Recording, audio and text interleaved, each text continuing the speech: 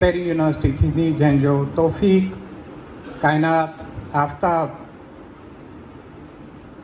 जेके 5 नाला हींअर मूंखे अचनि था पिया जेका उहे अची विया अथव नाला ऐं हींअर डॉक्टर फुल्लू साईं अमीर अली शाह जे मददनि सां ऐं तव्हां पहिरीं यूनिवर्सिटी आहियो जंहिं हिकु कंप्यूटेशनल प्रोसेसिंग जे इंस्टीट्यूट सां गॾिजी करे तव्हां कमु कयो था पिया।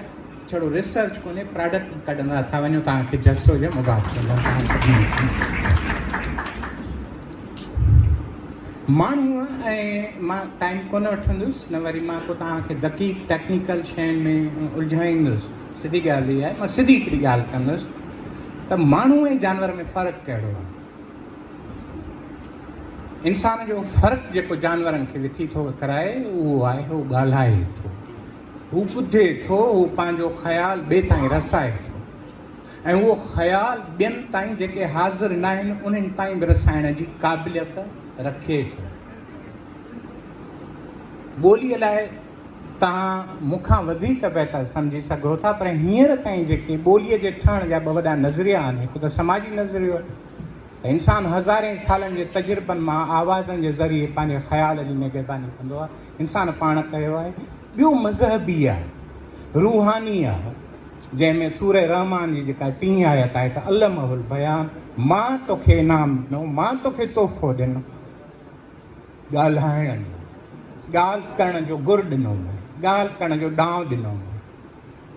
त उन ॻाल्हि खे जेकॾहिं कनेक्ट करे असां ॾिसूं त सरवर दो आलम रसूलुल्लाह सल्लल्लाहु अलैहि वसल्लम जॾहिं 40 सालनि खां पोइ जबल ते बीही माण्हुनि खे थो चवे, अण मञीदड़नि खे पियो चवे त मूं ते एतबार केतिरो अथव। मां जेका तव्हांखे ॻाल्हि कयां उहा तव्हां केतिरी ॻाल्हि ॿुधंदव, सम्झंदव, यकीन कंदव। सभिनी जो सुवाल त तूं जेको चवंदे सच चवंदे, सबबु त तूं अमीन आहे ऐं तूं सादिक़ आहे। हिकु अमीन आहे, ॿियो सादिक़ आहे। अमानत आहे, अमानत उहा जेका तव्हांखे जेका शइ मिली उहा वरी ॿिए ताईं उअं ई पहुचायव जीअं तव्हांखे मिली। हुन में कंहिं क़िस्म जी वाद घाट भञ बहितरी करे ॾिनव, इहो अमीन आहे। तव्हां नोट कयो त इंसान जो जेको वॾे में वॾो अशरफ थियण जो सबबु ॿोली, पर ॿोलीअ में जेको सभ खां वधीक जेको लक़ब आहे, जेको इंसान जे अफ़ज़ल जेका हिकिड़ी ॻाल्हि थिए थी, जंहिंमें रसूल सल्लल्लाहु अलैहि वसल्लम खे बि सर्टिफिकेशन आम माण्हू थो ॾिए, उहो अमानतदार जो थो ॾिए, अमीन जो थो ॾिए।